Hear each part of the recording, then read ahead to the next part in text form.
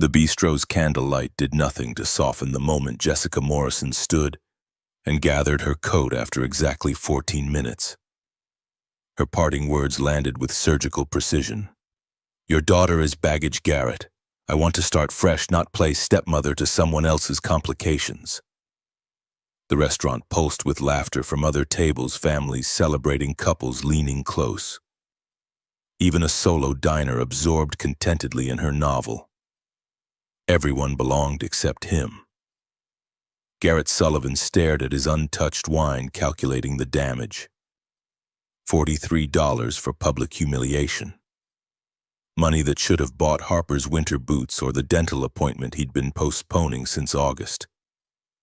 His coat showed professional mending at the elbow. His shoes had been resoled twice. Every visible surface of his life advertised careful poverty. The kind that came from raising a 7-year-old alone on an IT administrator's salary while buried under medical debt from a wife who'd died giving birth. This was his third rejection this year. His life apparently forever. "Excuse me." The voice came from a nearby table, female-controlled, carrying something dangerous beneath its professional veneer. Garrett turned. She sat alone, mid-30s, dark hair pulled back, severely navy dress that whispered money in ways Garrett had learned to recognize. But her eyes held something he knew intimately, the particular isolation that came from being rejected for circumstances you couldn't change. "I couldn't help overhearing." She gestured to the empty chair at her table. "This will sound completely insane, but I have a proposition for you." Garrett's hand was on the door handle, escape within reach. Yet something in her expression, that raw vulnerability wrapped in perfect composure, stopped him. "I'm listening. Would you consider being my husband?" The restaurant noise didn't stop. The happy family kept celebrating. The couple remained absorbed in each other, but for Garrett everything narrowed to this stranger and her impossible question. "I'm sorry, what? I'm proposing marriage. Not immediately, obviously, but as a serious possibility, a partnership." She maintained eye contact with the directness of someone accustomed to courtrooms. "Please sit. Let me explain before you decide. I'm completely unhinged." Garrett's rational mind cataloged reasons to walk away, yet his feet carried him to her table. He sat. "Is this some kind of elaborate joke? I assure you my situation is far too pathetic for pranks." She tilted her head slightly. "You're Garrett Sullivan, Corrected Systems Administrator at Sterling Solutions. Daughter Harper, 7 years old. Widower for approximately 7 years, based on your profile timeline." The precision of her knowledge sent alarm bells ringing. "How do you—" "The same dating app your recent companion used. Though I never messaged you. I saw your profile months ago and assumed you'd find my circumstances as unsuitable as I apparently find yours unsuitable." She extended her hand with boardroom formality. "Victoria Ashford, Senior Associate at Morrison & Hayes, and I'd very much like 5 minutes of your time to present what might be the solution to both our problems."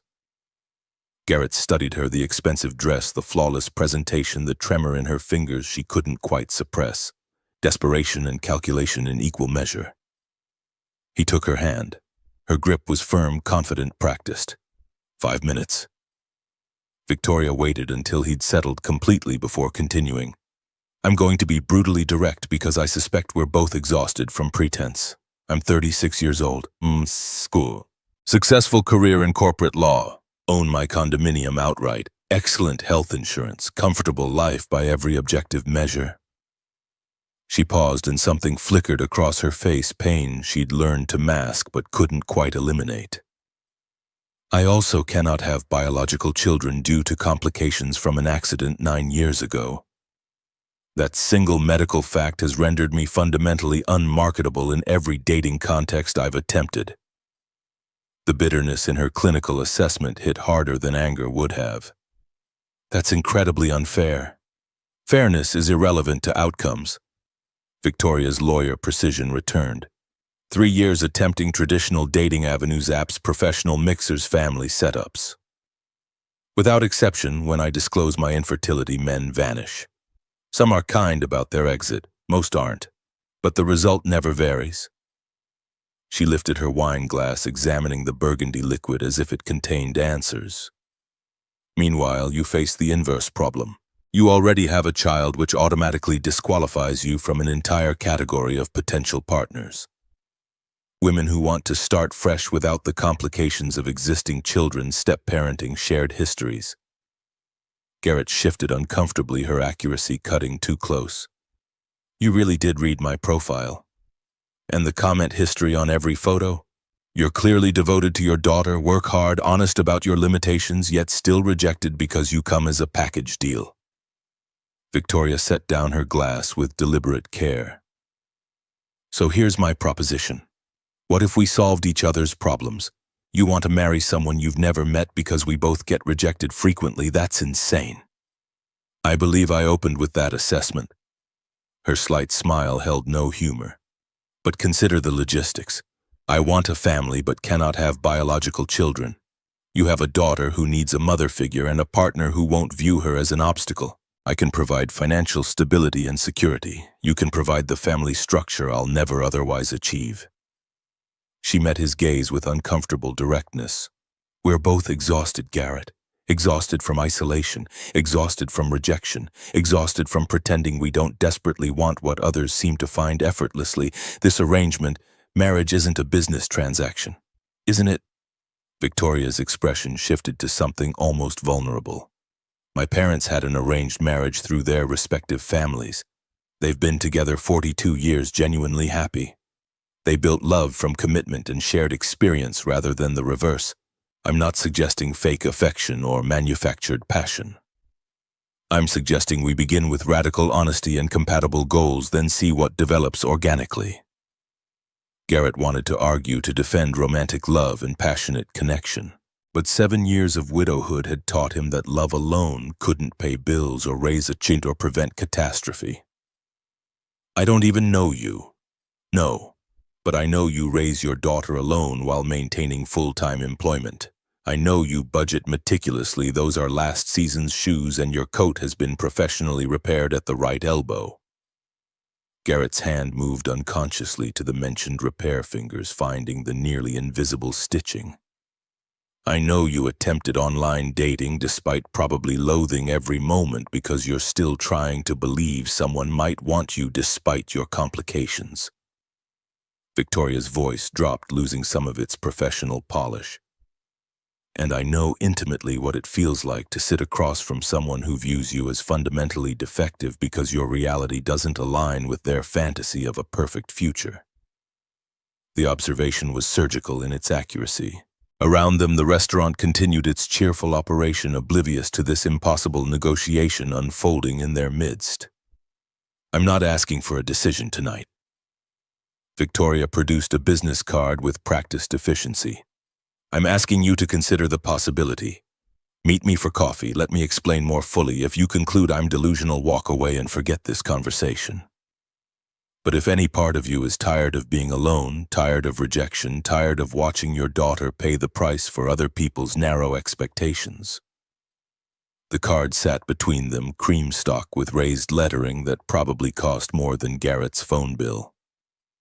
Victoria Ashford, Senior Associate, Morrison & Hayes, LLP. An address in the financial district suggesting corner offices and six-figure compensation. Why me specifically? There must be other single fathers on that platform. There are. Victoria's acknowledgement came without hesitation. But your profile was different. You didn't hide your daughter or minimize her presence. Every photograph included her. Every interest you listed considered her needs first, and in your biographical statement you wrote something that resonated. She recited from memory, and Garrett felt his throat constrict. Looking for someone who understands that love isn't about finding perfection. It's about choosing someone and building something real even when it's hard. He'd written that at 2 a.m. after another failed date, convinced no one would respond to such earnest vulnerability in a marketplace rewarding wit and carefully curated mystery. That's not what most people want to hear. Most people are searching for easy chemistry, some magical spark making everything effortless. Victoria's fingers traced her wine glass rim. But I don't believe in that anymore. I believe in compatibility and commitment and the deliberate choice to build something worth maintaining. She stood leaving cash on her table. Garrett glimpsed 50s more than the meal cost and gathered her coat with economical movements. Think about it, or don't, but you have my information if you decide you're tired of being alone. She moved toward the exit with the confidence of someone who knew her worth even in the face of probable rejection. At the door, she paused and looked back. For what it's worth, that woman who walked out tonight is a fool. Any child who has you as a father is extraordinarily fortunate. Then she vanished into the December night, leaving Garrett with a business card and the most bizarre proposition he'd ever encountered. He remained seated, turning the card between his fingers. The texture screamed success and stability. His phone buzzed, Mrs. Kowalski checking in. Harper's asleep. Don't rush home. Hope it went well. Garrett's laugh emerged bitter. Well was one interpretation. He pocketed Victoria's card and pushed into cold air that bit his face and hands. The street emptied as restaurants closed and families hurried home to warm houses and waiting children. Tomorrow was Christmas. Harper would wake excited despite their modest circumstances, thrilled with whatever small gifts Garrett had scraped together. But she noticed. Of course she noticed. Noticed when other kids discussed mothers. Noticed when school events requested both parents. Noticed when her father returned from failed dates wearing that particular expression of quiet defeat. Garrett stopped at the corner, breath fogging in freezing air. An impossible proposition from a stranger. Marriage of convenience, solving mutual problems. Absurd, reckless, potentially dangerous. Also the first honest conversation he'd had with another adult in years. His apartment waited, cramped two-bedroom in a building that had seen better decades. Mrs. Kowalski met him at the door with careful neutrality about his evening. She was kind that way, this 72-year-old Polish immigrant who'd become more family than his actual relatives ever managed. Harper made a Christmas card, worked on it all evening. Garrett found it by the refrigerator, construction paper folded with slightly crooked stars. Inside Harper's careful printing, "Merry Christmas, Daddy. I love you most in the whole world." The message cracked something in his chest. He paid Mrs. Kowalski cash he couldn't spare and locked the door behind her. Harper's room was quiet, the nightlight casting soft shadows. She'd sprawled across her bed with that boneless abandon only children achieved, dark hair tangled on the pillow, one arm wrapped around the stuffed rabbit that had belonged to her mother. 7 years old and already so much like Claire. Same stubborn chin, same generous spirit, same unconscious grace that made Garrett's heart hurt with everything Harper had lost before she could remember. Claire would have known what to do about Victoria's proposition, would have laughed at the absurdity while seriously considering possibilities. She'd always been braver, more willing to risk for potential reward. But Claire was gone and Garrett was here alone, trying to be enough for a child who deserved infinitely more than a father who couldn't successfully navigate dinner dates. He retreated to the kitchen and pulled out Victoria's card. In harsh fluorescent light, it looked intimidating, representing professional polish from worlds Garrett barely understood. He should discard it, should forget this bizarre evening and return to his careful, constrained existence. The safe choice, the reasonable choice.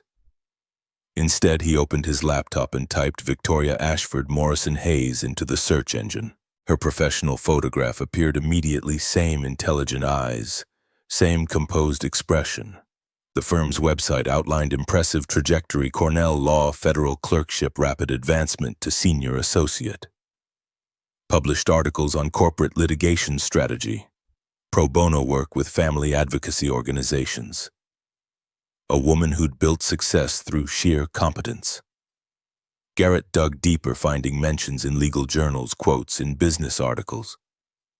Nothing about personal life, no social media presence, no public relationships, no candid event photographs, just meticulously curated professional achievement. Which made her public proposition tonight even more striking. Whatever drove Victoria to approach a stranger in a restaurant wasn't impulsiveness. This woman calculated risks, planned meticulously, and was possibly as desperate and lonely as him. Garrett closed his laptop and moved to the window, gazing over scattered city lights. Somewhere out there, Victoria was probably second-guessing her decision, mortified by her exposure, convinced he'd dismiss her as delusional. The sensible response would prove her right, but Garrett had been sensible for 7 years. Sensible had gotten him rejected 3 times this year alone. Sensible meant another decade of isolation while Harper watched her father retreat from life's possibilities. His phone sat on the counter, dark and accusing. One call could change everything, or destroy everything. Behind him, Harper stirred in sleep, murmuring something inaudible before settling back into dreams where mothers existed and loneliness was merely vocabulary. Garrett picked up his phone and dialed before doubt could stop him. Victoria answered on the 3rd ring, carefully neutral despite the late hour. "This is Victoria. It's Garrett Sullivan, from the restaurant." A pause. He heard her breath catch before she regained composure. "I wasn't certain I'd hear from you." "I'm not certain this isn't completely insane, but I'm willing to listen. Coffee tomorrow, 2 o'clock. Grind on 5th, same neighborhood as the restaurant." "I'll be there." "And Victoria, this is just coffee, just conversation. I'm not agreeing to anything except listening." "Understood completely. Thank you for calling, for being willing to consider possibilities." "Don't thank me yet. You might regret this entire thing by tomorrow." "Or you might." Her tone carried something that might have been humor. "Sleep well, Garrett." The call ended, leaving Garrett holding a phone, a business card, and the faint stirring of something dangerously close to hope. The coffee shop Victoria had suggested was aggressively upscale beans sourced from cooperatives with unpronounceable names, pastries costing what Garrett usually spent on entire meals. He arrived in department store slacks and bargain rack shirt, feeling acutely displaced, but pretending confidence he didn't possess. Victoria occupied a corner table, weekend casual, that probably exceeded Garrett's monthly grocery budget. She looked up as he approached, and relief flickered across her carefully composed features. "You came." "I almost didn't." Garrett sat accepting the coffee she'd already ordered. Black 1 sugar, exactly as his profile specified. The attention to detail should have been unsettling, but felt considerate instead. "I spent 3 days convincing myself this was insane. And yet here you are." Victoria's slight smile suggested she'd experienced similar doubts. "Here to listen. That's my only commitment right now." "That's more than I had any right to expect." Victoria wrapped her hands around something complicated with Italian descriptors Garrett didn't recognize. "I owe you fuller explanation, and apology for ambushing you Christmas night. You were desperate. I was having the worst holiday of my life." Victoria's admission came with a slight crack in her professional veneer. "Christmas dinner with my parents, my mother making increasingly unsubtle commentary about my empty house and wasted potential. My father suggesting I consider adoption as a consolation prize since I couldn't have real children." She took a deliberate breath, reestablishing control. "And my younger sister married 3 kids, perfect suburban existence, spent the entire meal treating me like I was somehow defective for not settling with whatever man would tolerate my fertility issues." Garrett watched her fingers tighten on the cup, the only visible distress in an otherwise perfectly controlled presentation. "So I went to that restaurant alone, ordered expensive wine, and tried very hard not to cry publicly. Then I watched your date walk away, heard her call your daughter baggage, and something in me just—" She gestured, suggesting rupture. "Broke. I thought, here's someone who understands, someone rejected for circumstances beyond his control, someone who might possibly be crazy enough to consider alternative approaches. You could have simply messaged me on the app. Would you have responded to a stranger proposing marriage via text?" Victoria's eyebrow rose fractionally. "I doubt it. Sometimes absurdity requires personal delivery." "Fair assessment." Garrett sipped his coffee, buying time to organize thoughts, refusing to cooperate. "Tell me about the medical situation, if we're being brutally honest." Victoria didn't flinch, meeting his gaze with steady directness. "Car accident when I was 27. Drunk driver ran a red light. I survived with relatively minor injuries except for internal damage requiring emergency surgery." They saved my life but compromised my reproductive system. The doctors were very clear biological children aren't possible. I'm sorry. The words felt inadequate, but Garrett meant them. So am I. Victoria's voice carried old grief processed but not forgotten. I spent 2 years in therapy working through it. Acceptance doesn't make it easier, but it makes it manageable. I know who I am and what I can offer. I just need someone willing to look past what I can't provide. And you think that's me? I think you understand limitations. Victoria's careful phrasing suggested deliberate word selection. You've spent 7 years being rejected because you have a daughter. I've spent 9 years being rejected because I can't have children. We're both exhausted from being punished for circumstances we didn't choose. She leaned forward slightly, and Garrett caught expensive perfume, something subtle and sophisticated. I'm not looking for romance, Garrett. I'm looking for partnership, compatibility, a genuine family built on honesty and mutual benefit rather than fairy tale expectations. What about love? The question escaped before Garrett could stop it, vulnerable and naive sounding. What about it? Victoria's expression softened fractionally. My parents' marriage was arranged. They learned to love each other through shared experience and commitment. It's not the story people want to hear, but it's real and it lasted. She paused, weighing her next words. I'm not saying we'll fall in love. I'm saying we might build something better than love, genuine partnership based on respect and compatible goals. Love, however real, can disappear instantly. Claire loved you desperately. Then she died, and all that love couldn't change reality or pay bills or raise Harper alone. The observation landed hard. Garrett's hands tightened on his cup. Partnership is built, deliberately maintained, consciously renewed daily. Garrett wanted to argue, to defend romantic love and passionate connection. But 7 years had taught him that love alone couldn't prevent catastrophe or ease aftermath. Tell me about Harper. Victoria shifted with lawyer-like precision. What she's like, what she needs, what you're looking for regarding her. The question surprised him with its directness. She's 7, brilliant, stubborn, terrifyingly perceptive, does well in school, loves science, wants to be an astronaut eventually. Garrett felt his expression soften. She's also starting to ask questions about why she doesn't have a mother, why other kids do and she doesn't. I've tried explaining about Claire dying, about it not being anyone's fault. But she's at the age where she's noticing differences, feeling them. Does she know you're dating? She knows I've tried. She knows it hasn't worked. Garrett's hands tightened. After tonight's disaster, she asked if women don't like her, if that's why they leave. Victoria's expression shifted to something harder, almost angry. That's unconscionable. She's a child. She's also not stupid. She hears things, picks up subtext. I'd like to meet her. Victoria's directness was characteristically lawyerly.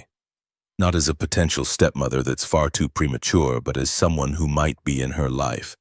I want to see if we're compatible before taking this further. The suggestion should have triggered every parental protection instinct. Instead, Garrett found himself considering it.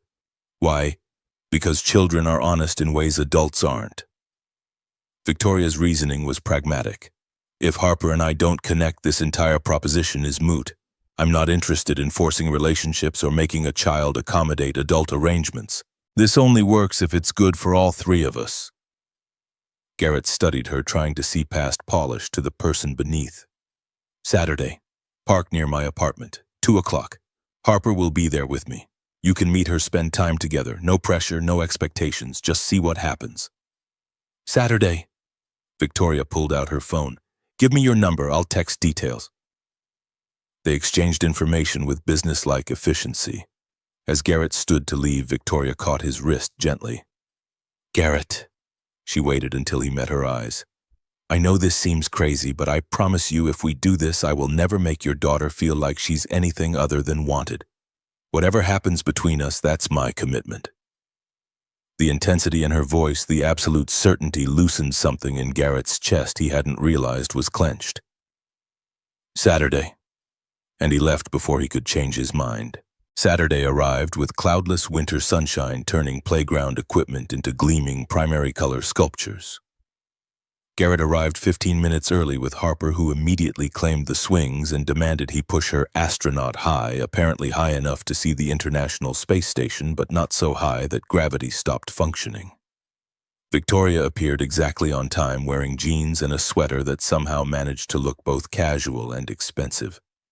She paused at the playground's edge, taking a steadying breath before approaching. "You must be Harper." Her voice carried warmth without condescension, and Garrett watched his daughter's immediate assessment eyes narrowing slightly, cataloging details with brutal 7-year-old honesty. "I'm Victoria. Your dad said you're interested in space. He said you're nice." Harper slowed her swing, studying Victoria with that unnervingly direct gaze that made adults uncomfortable. "Are you nice? I try to be, though I think whether I'm nice is something you should decide for yourself." "That's a good answer." Harper appeared satisfied. "Do you know about rockets?" "Some. I had a friend in law school who worked on satellite law, the regulations about what can and can't go into space. She taught me about orbital mechanics." Harper's eyes widened. Her father recognized that expression. His daughter had found someone who spoke her language. "Really? That's so cool. Did you know that?" And she was off rattling through space facts with 7-year-old enthusiasm. Victoria listened attentively, asking follow-up questions, demonstrating genuine interest rather than polite indulgence. Garrett hung back, watching the interaction with hope and terror tangled together. This could work, or it could be catastrophic. The uncertainty was paralyzing, so he focused on observable facts. Harper was engaged. Victoria was patient. Neither seemed to be faking the connection. After an hour of playground equipment and enthusiastic lectures about Mars rovers, they moved to a nearby cafe. Harper ordered hot chocolate with extra marshmallows and continued interrogating Victoria, who fielded questions about her job, her apartment, her favorite foods, and her opinion on various scientific theories with impressive patience. "Do you have kids?" Harper asked, suddenly cutting through a discussion about black holes with characteristic directness. Victoria's expression didn't change, but Garrett saw her fingers tighten slightly on her cup, a micro-tell suggesting the question landed harder than her composed face indicated. "No, I don't. I can't have biological children because of a medical situation, but I'd very much like to have a family someday." Harper absorbed this with serious consideration. "That's sad, but my friend Emma at school is adopted, and she says that's the same as having real parents." Emma's right. Family isn't just about biology. It's about who chooses to love you and take care of you. Like my dad. Harper reached for Garrett's hand. "He chose to keep me even though Mom died. That makes him extra family." Victoria's eyes shimmered, but she blinked moisture away before tears could fall. "That makes him the very best kind of family." The visit extended past 2 hours, planned bleeding into early evening because Lily showed no signs of wanting to leave. When she finally started wilting, that subtle energy crash preceding complete collapse. Harper tugged on Victoria's sleeve. "Can we do this again next week, maybe?" Victoria glanced at Garrett, who managed to nod despite the lump in his throat. "I'd like that very much. If your dad says it's okay." "It's okay." Harper delivered this with the certainty of someone deciding for multiple people simultaneously. She looked between the adults with knowing seriousness. "I like you, Victoria. You don't pretend to like me. You actually do." "I actually do." On the walk home, Harper was unusually quiet. Finally, she looked up at Garrett with serious eyes. "Is Victoria going to be my new mom?" Garrett's steps faltered. He crouched to Harper's level, meeting her gaze directly. "Would you want that if it happened?" Harper considered this with her usual thoughtful deliberation. "I think maybe yes. She's smart and she listens, and she didn't lie about not having kids, and she looked at you the way you look at pictures of Mom, like you're sad but also hoping something good might happen." She swung their joined hands. "I think Mom would like her too, because Mom would want us to be happy, right?"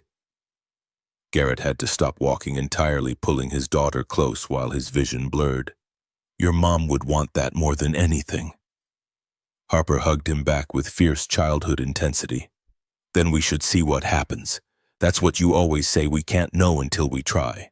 Out of the mouths of children, Garrett thought, came either wisdom or disaster. Sometimes both.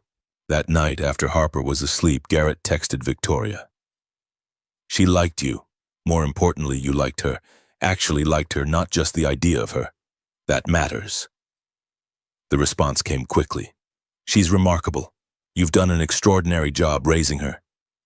And yes, I genuinely liked her. This could work, Garrett, if we're brave enough to try. Coffee again next week. Same place. We should talk logistics, expectations, timeline. Wednesday, 2 p.m. I'll bring my calendar and list of questions. You have a list, I'm a lawyer, I always have a list. Despite everything, Garrett smiled. The coffee meetings became ritual over the next 8 weeks. Week 1, Victoria's typed color-coded list versus Garrett's napkin notes. Discussion of parents' reactions, timeline, living arrangements, Harper's schooling. Week 2 brought finances with brutal honesty, making Garrett want to disappear. I owe $47,000 in medical debt, Emma's bills plus Harper's broken arm.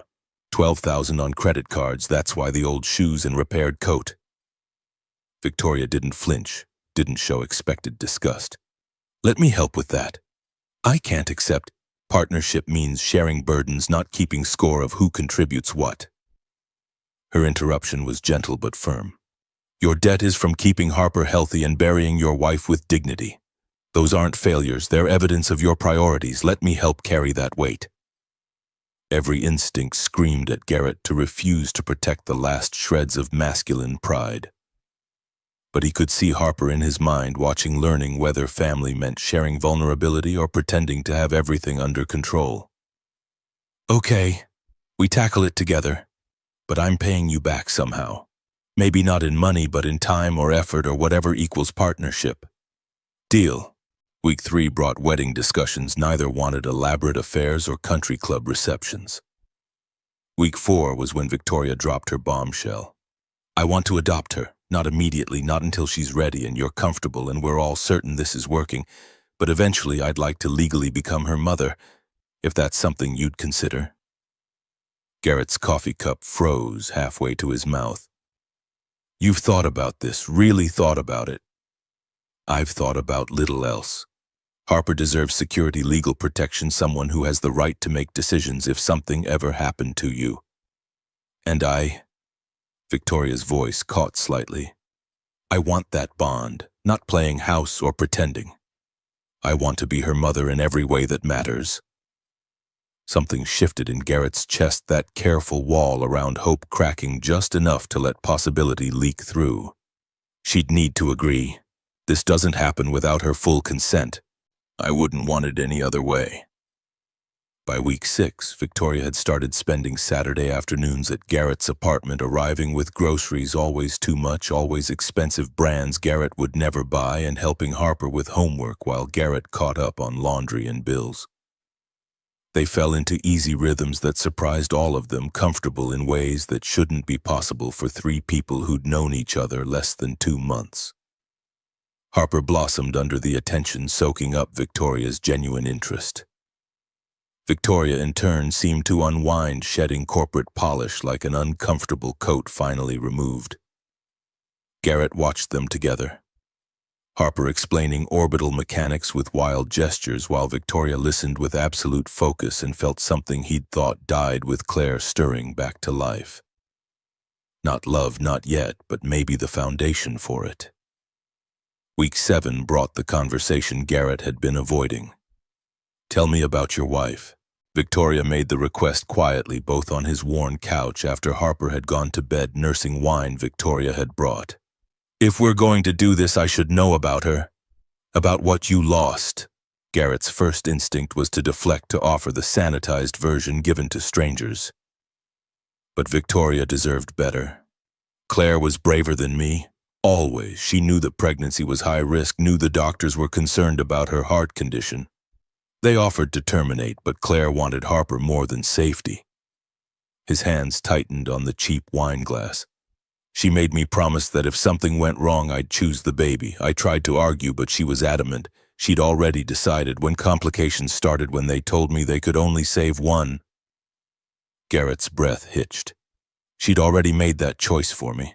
Already signed the paperwork. I just had to live with it. That's extraordinarily cruel and extraordinarily loving. Both things can be true.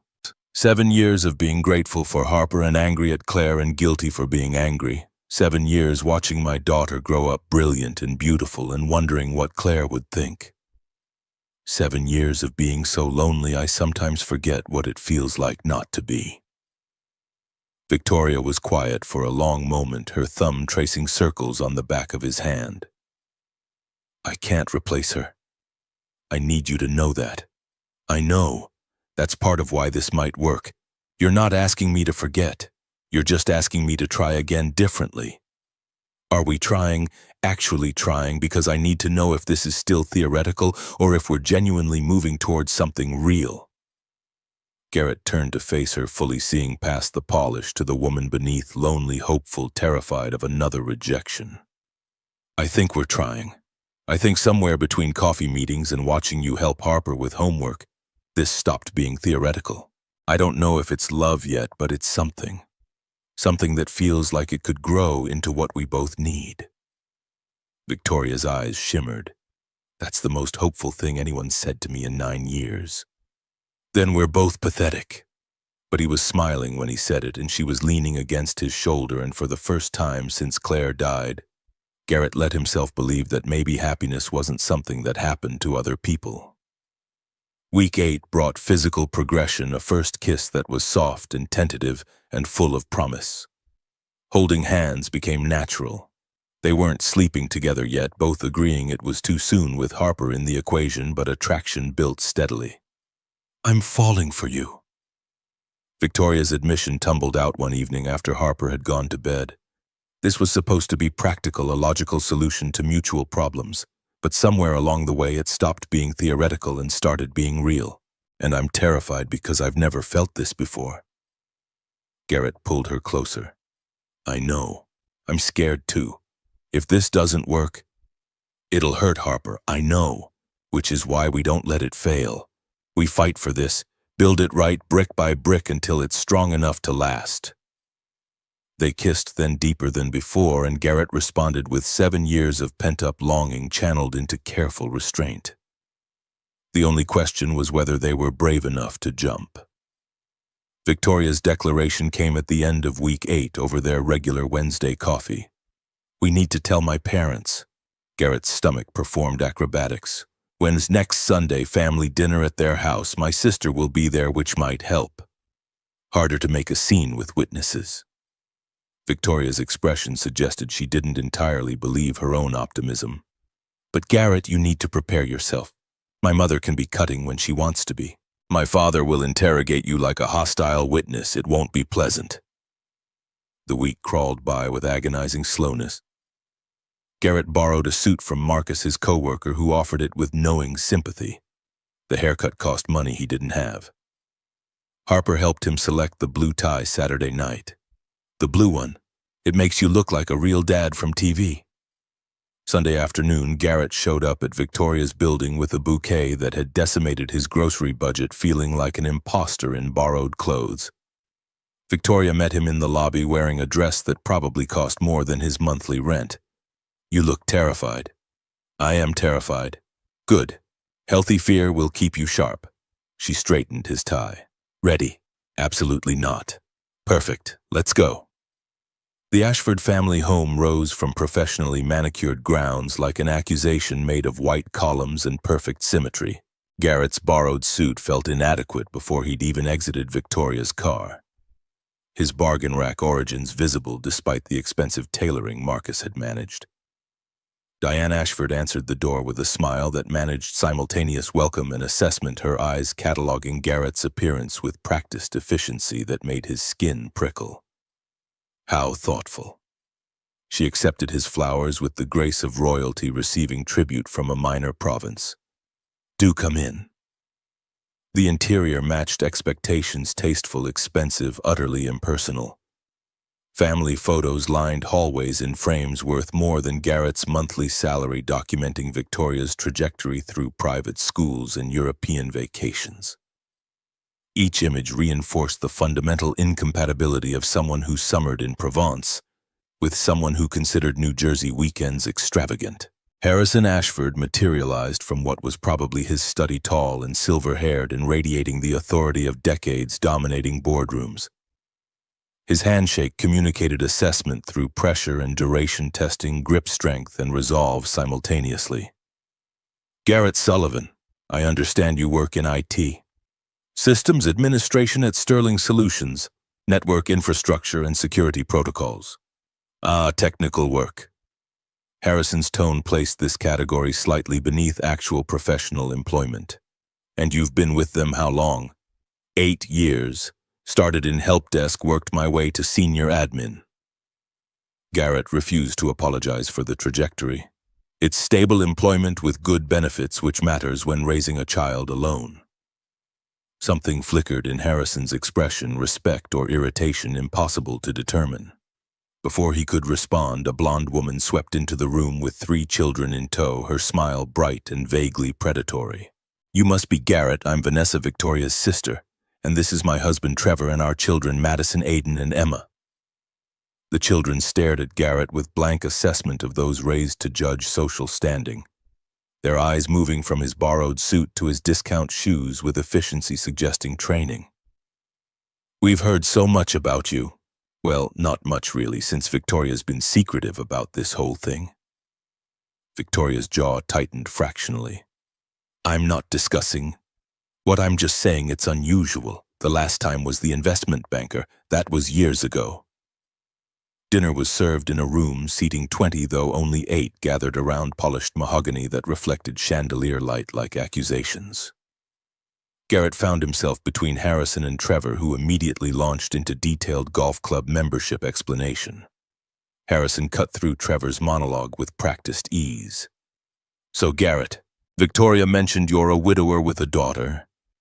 That must present certain challenges.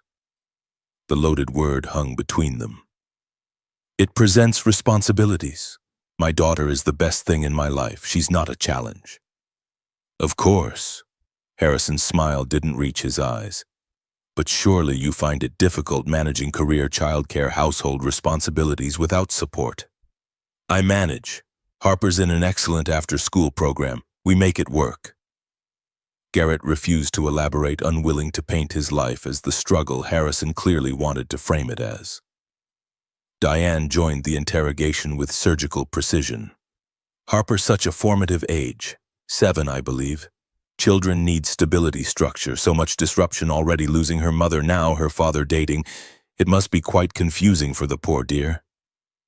The condescension in poor dear made Garrett's teeth clench. Harper is remarkably resilient. She understands our family looks different than some others, and she's learning to be proud of that rather than ashamed. Pride is all well and good. Diane's smile carried the warmth of polished steel. But children also need proper guidance, appropriate role models, exposure to, she gestured vaguely, the right environments. The subtext was clear enough to cut glass. Your world isn't good enough. You aren't good enough. Your daughter will never be good enough. Vanessa chose this moment to add her contribution. I think it's wonderful Victoria is finally dating again, though I'm surprised.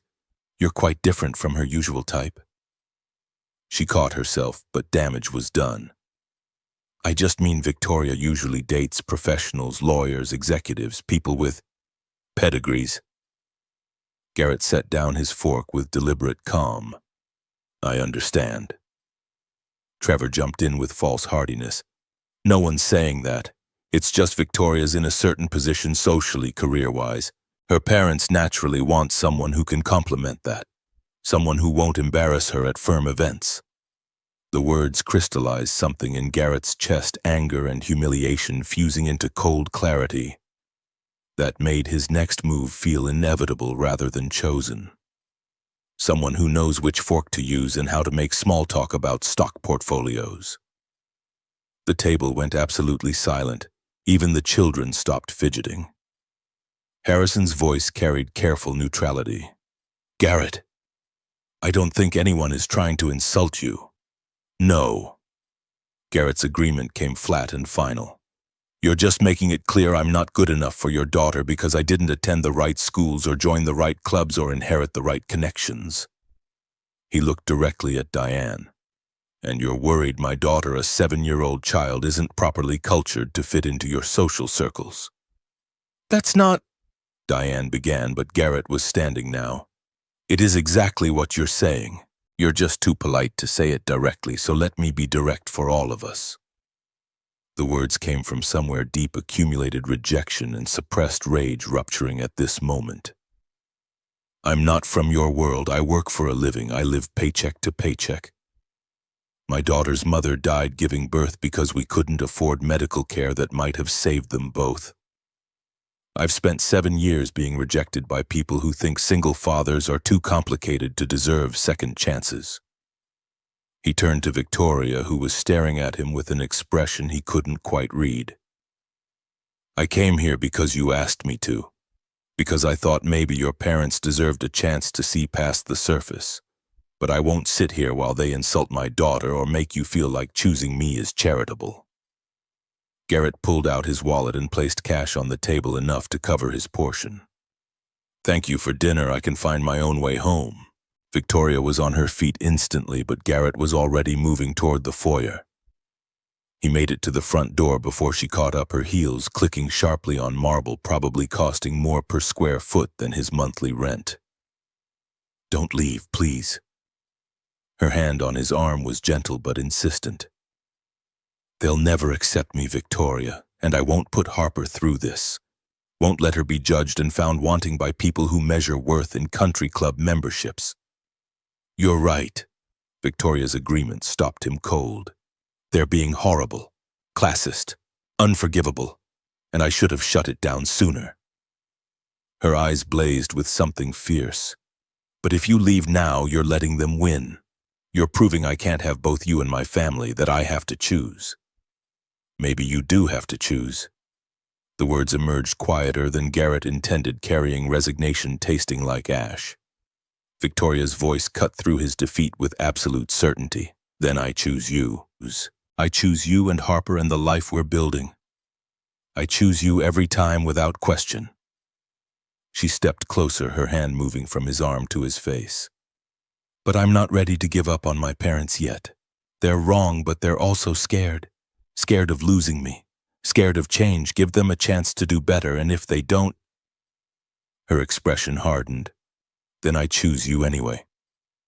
Garrett searched her face for doubt, finding only fierce determination. One more chance. But if they go after Harper, if they suggest she's not good enough, we're done. Deal. They returned to find tense silence. Vanessa herded her children toward dessert while Trevor studied his phone with sudden fascination. Harrison and Diane sat frozen, matching expressions of discomfort. Victoria didn't sit. She stood at the table's head, transforming into someone formidable.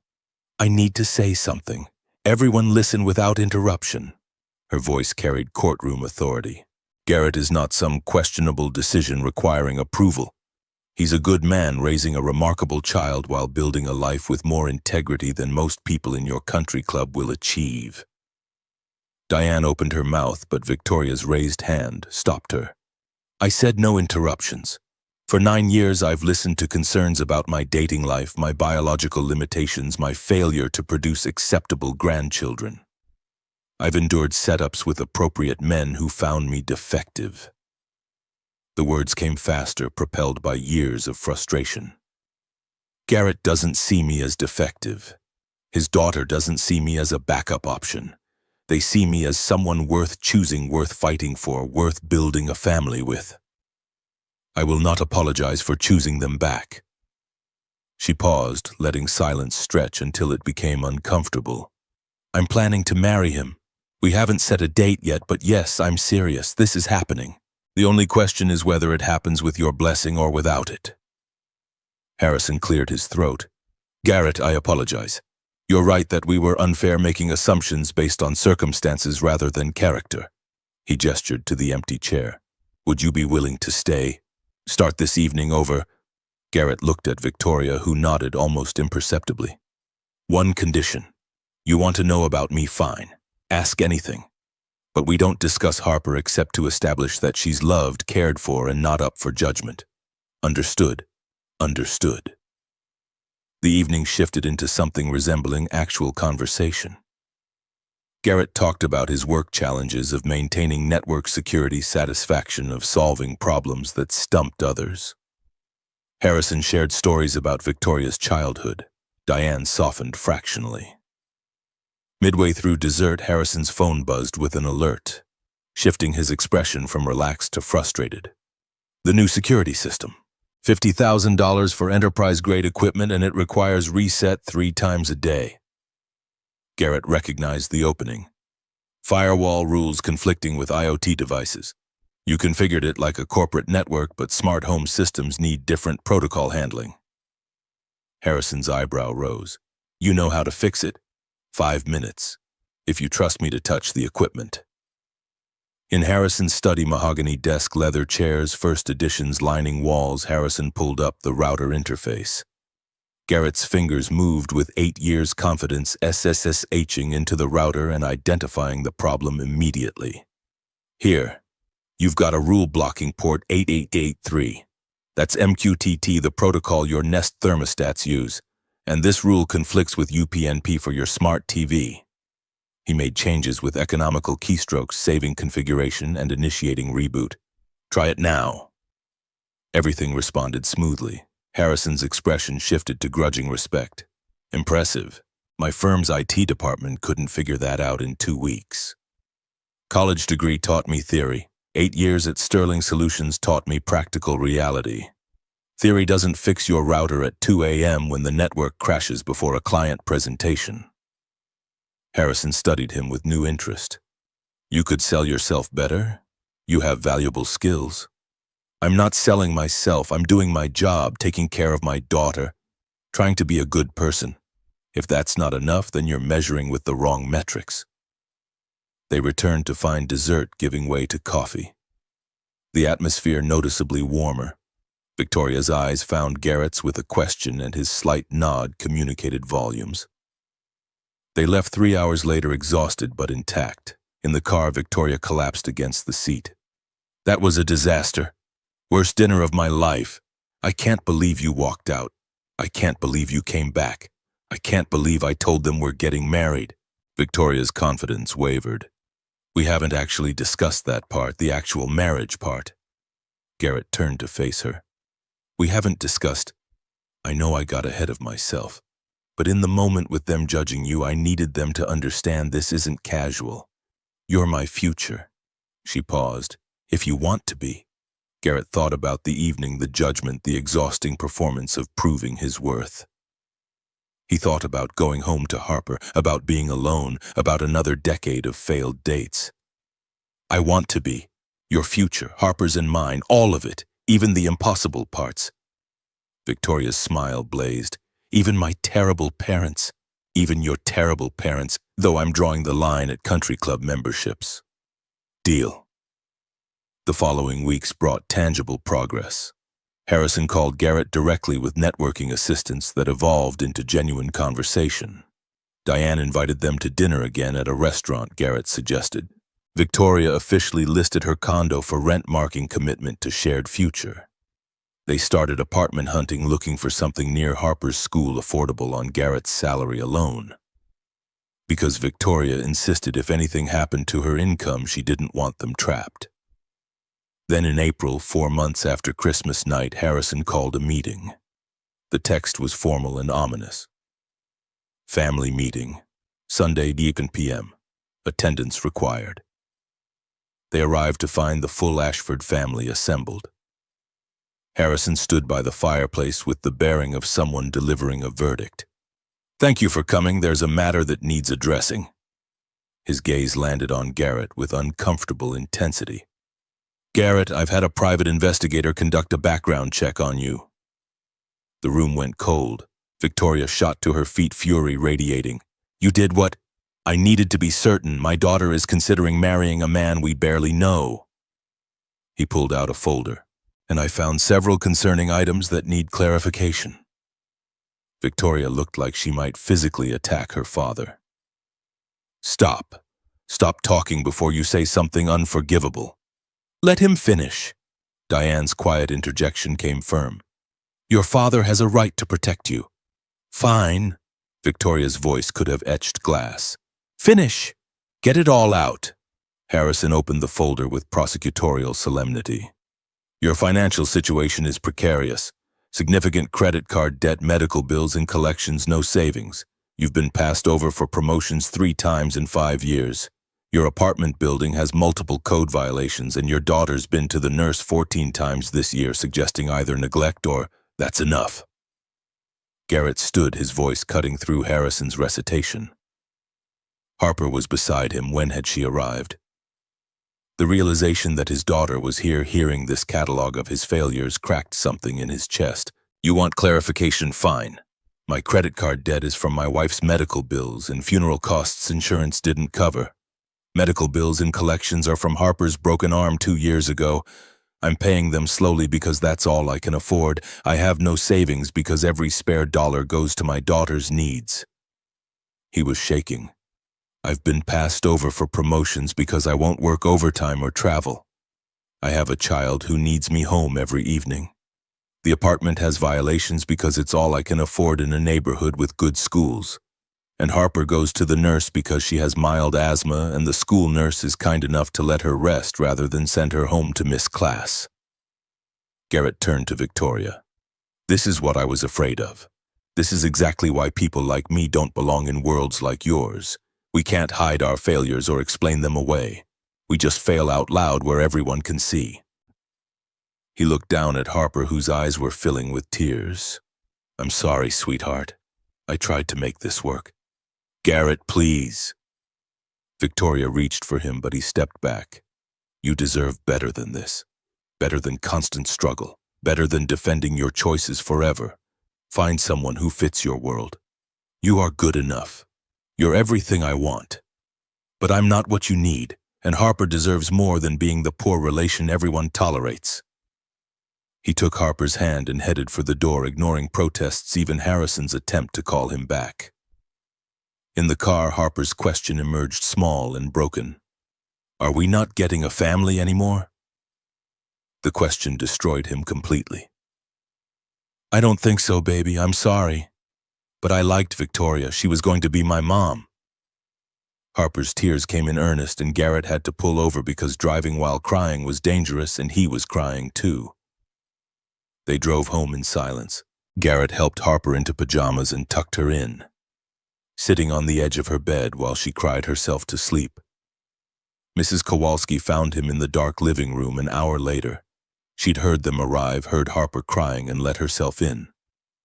What happened? Garrett told her everything. Mrs. Kowalski listened, then delivered her verdict.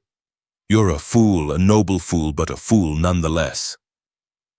I can't let Harper grow up feeling lesser. So instead you teach her that love quits when things get hard, that when people judge you unfairly you run rather than fight. Mrs. Kowalski's voice carried 7 decades of wisdom. You're not protecting her, you're protecting yourself from more rejection, more humiliation. But that little girl doesn't need protection from judgment. She needs to see her father stand up and refuse to be diminished. She wasn't finished. Have you asked Victoria what she thinks? Or did you make this decision for her the same way your wife decided to die without giving you a choice? The comparison hit like a physical blow. Claire had chosen for both of them. She'd been wrong. He'd survived, but barely. And now he was doing the same thing to Victoria, deciding she couldn't handle the judgment, taking away her choice because he was too scared to keep fighting. Harper appeared from her room, pajamas rumpled. Dad, are you giving up because you're scared or because you really think it won't work? The question was devastating. Both, I guess. But you always tell me being scared is okay as long as you try anyway. You said being brave means doing the thing even though you're scared. Harper climbed onto the couch beside him. I'm already hurt. Walking away hurt me. Not having Victoria hurts. So if protecting me means I lose her anyway, what's the point? Garrett had no answer. His 7-year-old daughter had identified the fatal flaw in his reasoning.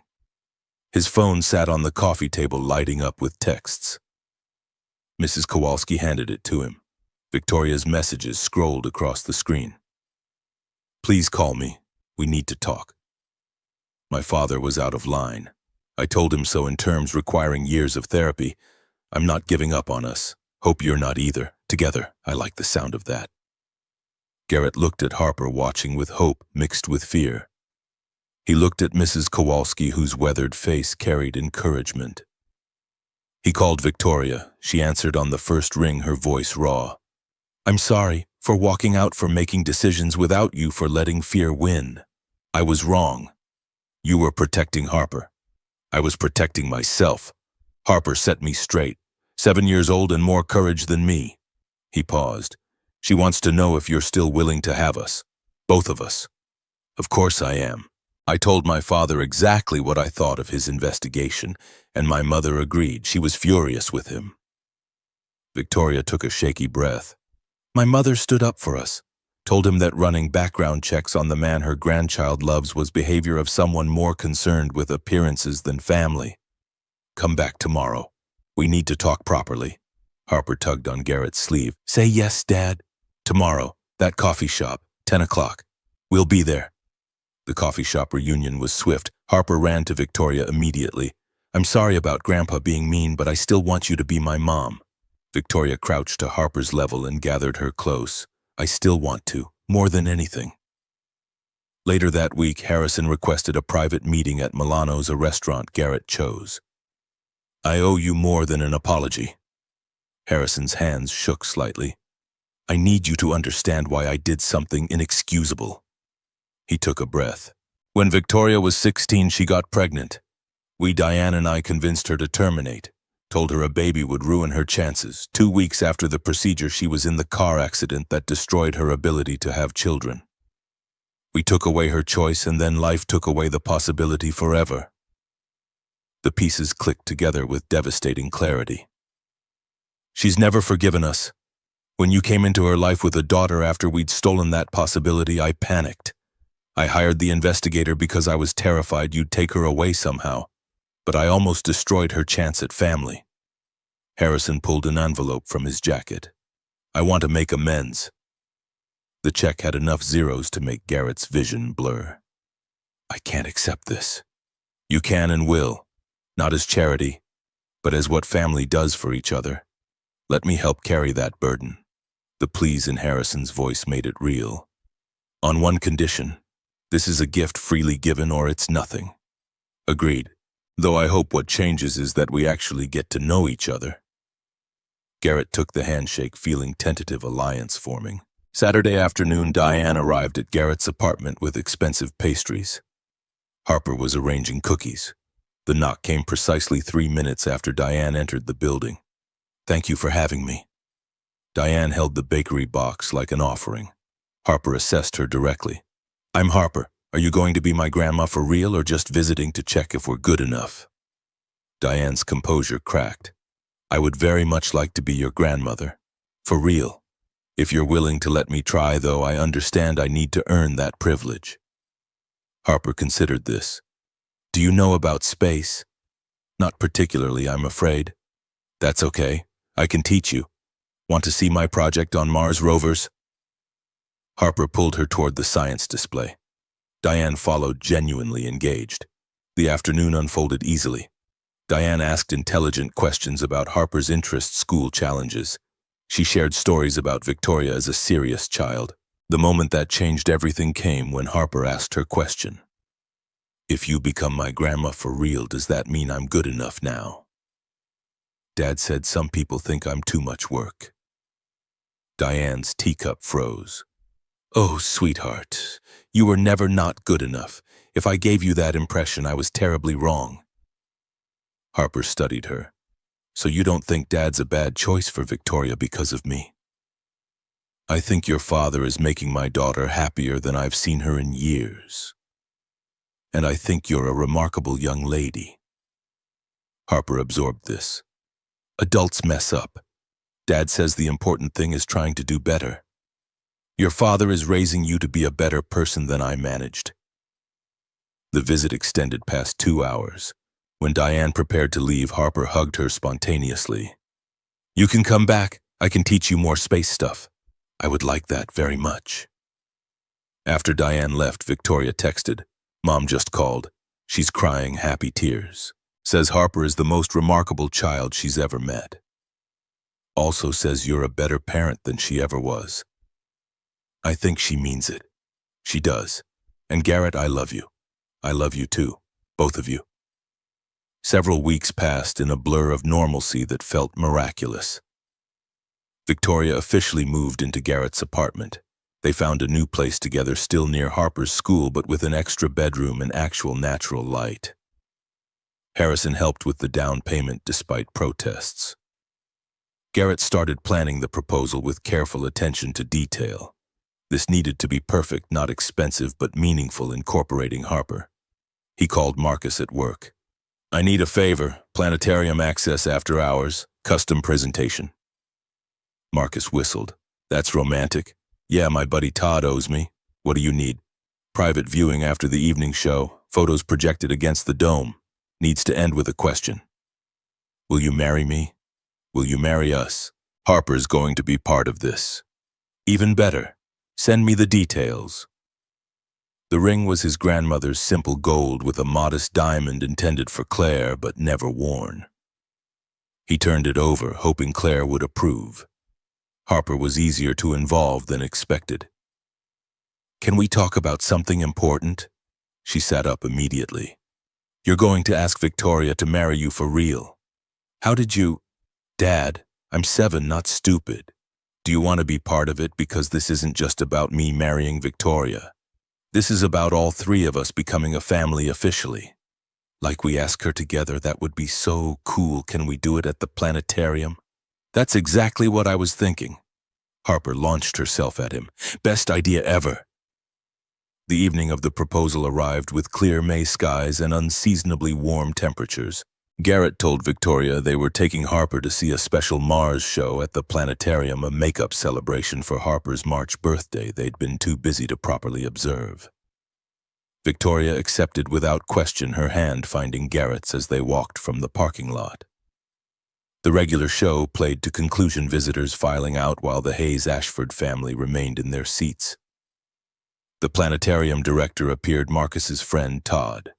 "Good evening. We have a special presentation tonight, a story about 3 people building a family among the stars." Victoria's confusion was palpable as the lights dimmed and the dome illuminated with the first image. The coffee shop where they'd met, the park where Harper had first talked to Victoria about orbital mechanics, Garrett's apartment where they'd built trust through homework and shared meals, the Ashford estate where everything nearly fell apart, Diane's second visit where acceptance finally came. Each moment of their journey displayed against artificial cosmos, ordinary and extraordinary simultaneously. Marcus had done excellent work, images fading seamlessly while soft instrumental music played beneath. Victoria was crying openly, her hand pressed to her mouth. The final image appeared, the 3 of them in Garrett's kitchen, covered in flour from a baking disaster, laughing with unself-conscious joy. As it faded, words appeared in letters made of starlight. "Will you marry us?" Garrett stood, pulling Harper up with him. He pulled out his grandmother's ring. "Victoria Ashford, you walked into my life when I'd given up on happiness. You chose me and my daughter when the world told us we weren't worth choosing. You fought for us against your family's judgment, stood beside us when it would have been easier to walk away." His voice shook but held.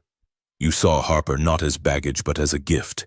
You saw my struggles not as failures but as evidence of priorities. You saw me completely and chose me anyway." Harper stepped forward, taking Victoria's hand. "And I want to ask too. I want you to be my mom for real, forever. Not just on paper but in my heart. I love you, Victoria, and we're asking together." Victoria nodded before either finished speaking. "Yes. Completely, forever, without question, yes." I'll marry you and be Harper's mother and choose you both every single day for the rest of my life." The ring slid onto her finger perfectly. Harper cheered, the sound echoing in the vast space, and Garrett pulled them both close, his family complete in a way he'd thought died with Claire but had simply been waiting to be rebuilt differently.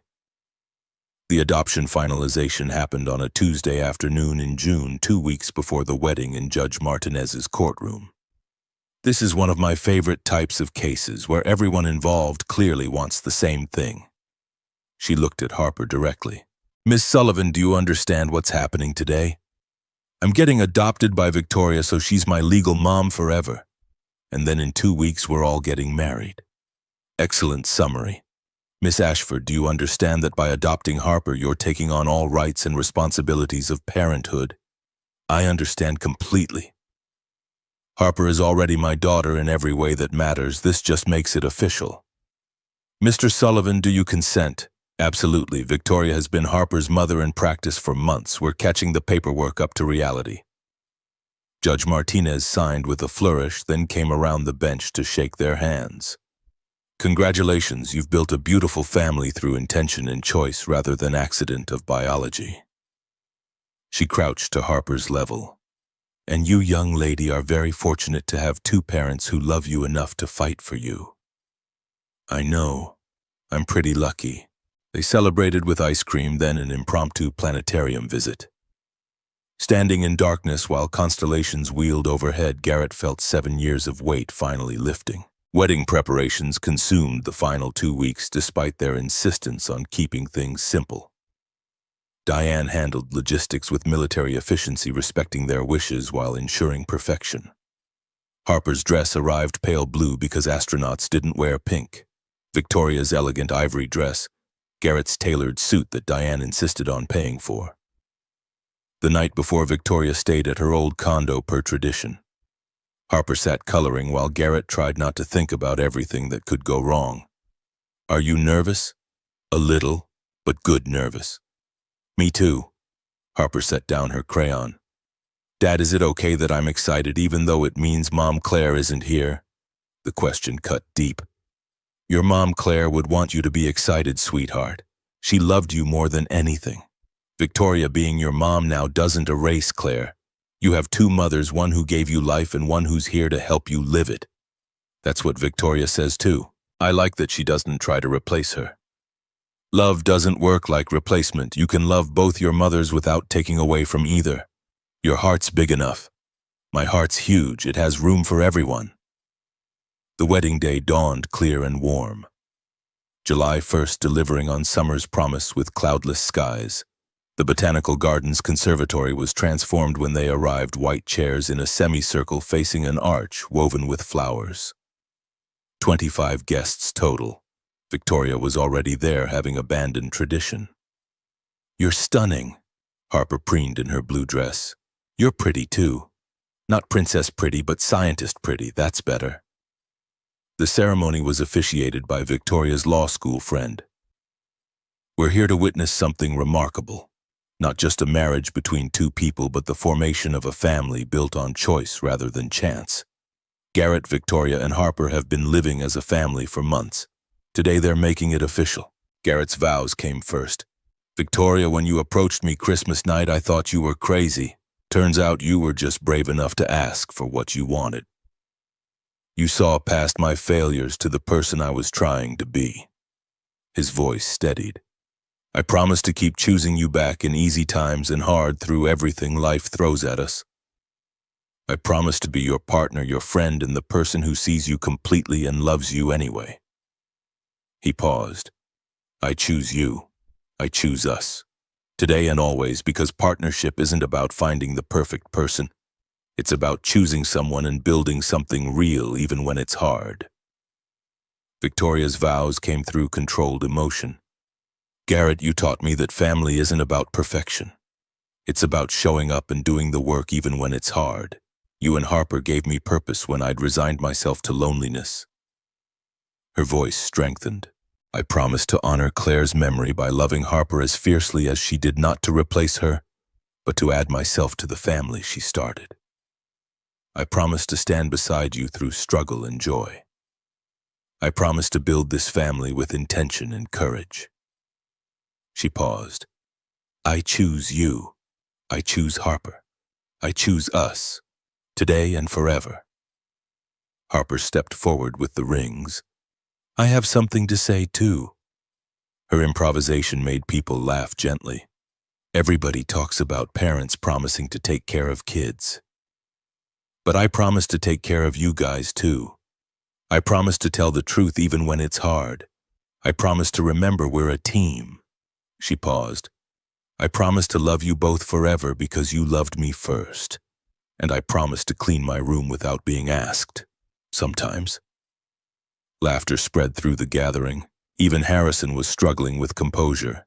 The rings were exchanged, simple gold bands inscribed with December 24th, the night they'd met, acknowledging their real beginning. "I now pronounce you married." The kiss sealed both ending and beginning. When they pulled apart, Harper wrapped her arms around both of them in a three-way hug. The reception was informal appetizers and champagne in the garden room, children running between tables. The small cake was decorated with constellations. Harper made a toast standing on a chair with juice. "This is about Mars rovers mostly, but also about family. Like Curiosity and Perseverance work together to explore Mars, we work together to explore life. And I have the best parents in the solar system. Maybe the universe, but we won't know until we check other planets." Genuine laughter rippled through the gathering. Harrison approached Garrett during a quiet moment. "I wanted to thank you for giving me the chance to be better. Watching you with her, seeing the father you are, it reminded me what actually matters. Not success or status, but showing up for people you love. You're showing up now. That's what counts. I'd like to be part of her life. Not the controlling executive, but just a grandfather who wants to know his granddaughter. Harper would like that. She's already informed me you're teaching her about investment portfolios next weekend." Harrison's laugh was genuine. "She's going to run a company someday." As evening approached, Garrett found himself alone with Victoria for a moment, watching Harper dance with Harrison. Her small feet standing on his expensive shoes. "We did it. We actually pulled this off. We built a family, out of nothing, against all odds. That's bigger than pulling off a wedding." Victoria pulled back to look at him. "I love you. I love Harper. I love this strange, imperfect, absolutely perfect family we've created." "I love you too, all of us." Harper appeared, inserting herself between them. "This is perfect. Everything is exactly right." They left the reception as twilight settled over the gardens, Harper between them, holding both their hands. The drive home was quiet, comfortable, filled with the easy silence of people who'd found what they'd been searching for. At their new apartment, the one they'd moved into together just last week, they stood on the small balcony looking out over the city lights. Harper pointed out constellations visible despite urban glow, explaining orbital mechanics and cosmic distances with her characteristic enthusiasm. Garrett watched his daughter, their daughter now, legally and permanently, and his wife, and felt something settle in his chest. Not the desperate hope that had carried him through 7 years of isolation, but quiet certainty. They'd built this. From desperation and pragmatism, from impossible proposals and investigated backgrounds, from rejection and determination and slow accumulation of trust. They'd built it deliberately, brick by brick, choice by choice. Not the family anyone predicted, not the family that made sense on paper, but family nonetheless, constructed through intention rather than accident, sustained by commitment rather than biology. Harper's voice carried into the night, explaining the universe with 7-year-old confidence. She'd learned that family-like space was infinite enough to hold all the love you were brave enough to offer. A man who'd learned that protecting his daughter meant teaching her to fight, not running from difficulty. A woman who'd discovered that family could be chosen as deliberately as any career path, that infertility didn't make her less worthy of motherhood. And a child who'd shown both of them that courage wasn't the absence of fear. It was the decision to love anyway, to trust anyway, to believe happiness was worth the risk. Victoria's hand found Garrett's. What are you thinking? That we made it, that this is real, that we're actually going to be okay. More than okay. Victoria smiled. We're going to be extraordinary. Harper turned from her constellation lecture.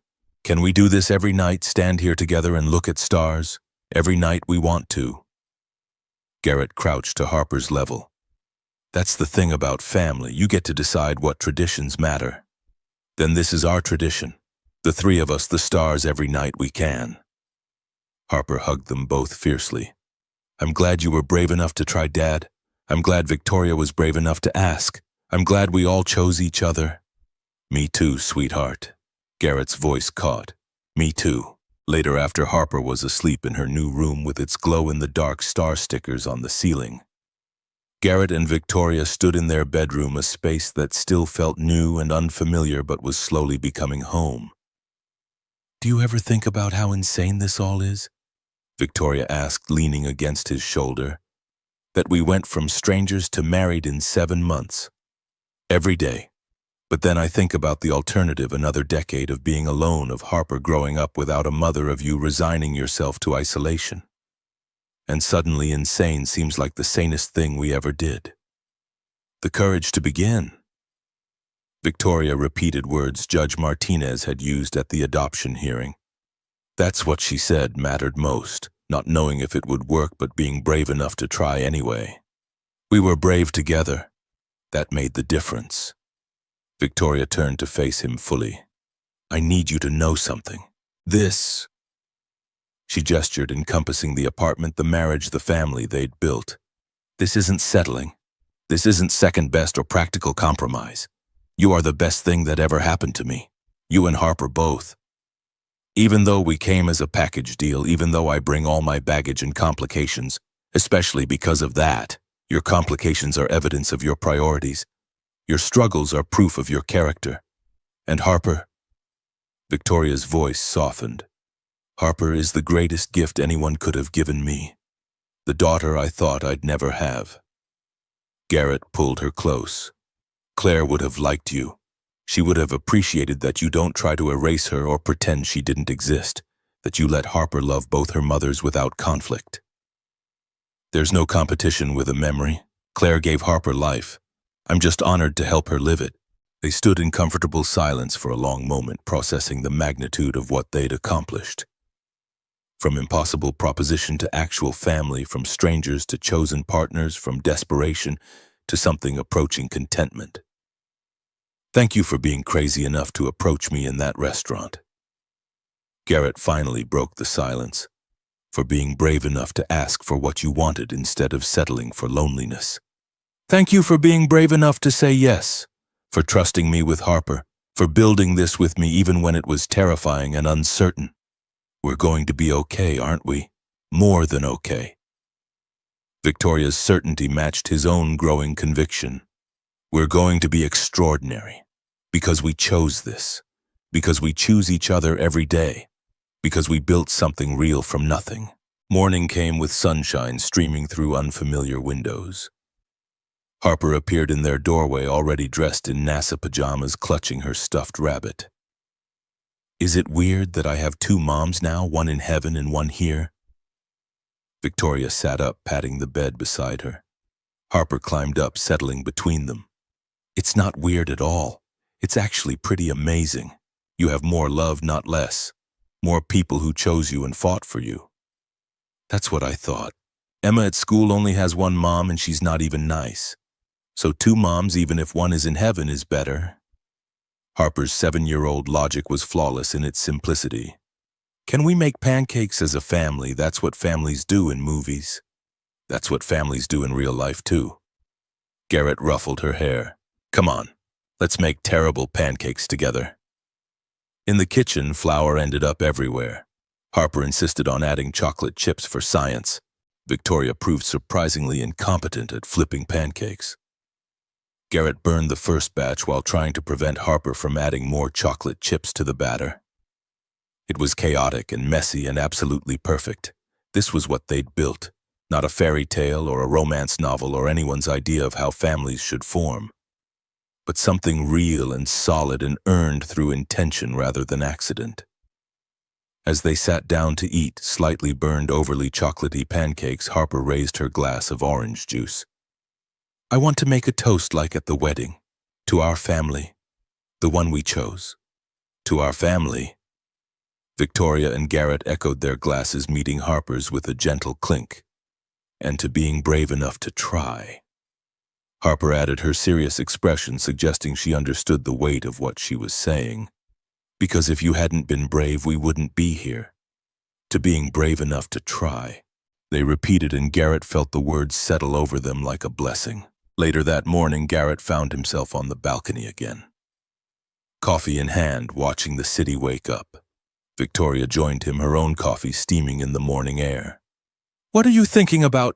"How 7 months ago I was sitting in a restaurant being rejected again. Convinced my life was always going to be like that, failed dates and isolation, and watching Harper pay the price for my complications." He paused, organizing thoughts. "And now I'm here, married to an incredible woman. Harper has a mother who loves her fiercely. We have a family, an actual, real family. Built from nothing," Victoria added, "from desperation and loneliness and the insane decision to propose marriage to a stranger.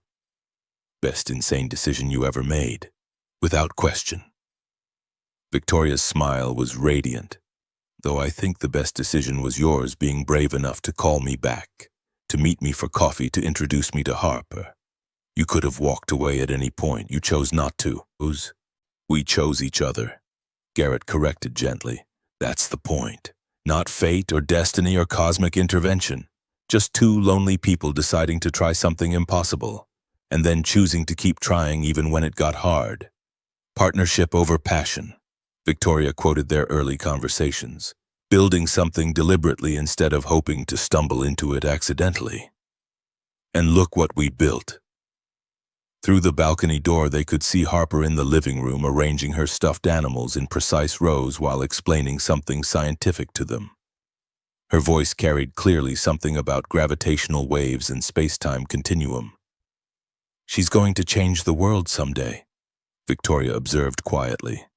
"That little girl is going to grow up and do extraordinary things.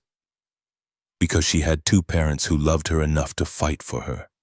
Because she learned that families are built, not just born. Because she learned that being different isn't something to hide," Garrett added. "That having two mothers, one in heaven, one here, makes her special, not damaged."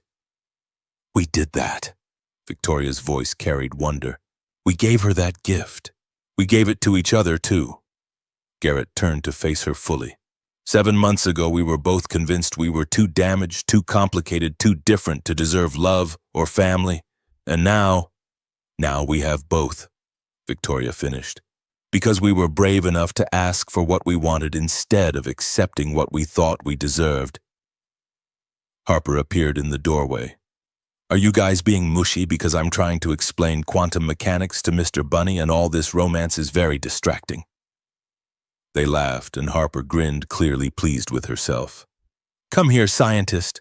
Victoria held out her hand. "Tell us about quantum mechanics. We need education." Harper launched into an explanation that was probably 60% accurate and 100% enthusiastic. Garrett and Victoria listened with the attention of parents who understood that these moments, ordinary morning conversations on a balcony in July, were the real magic.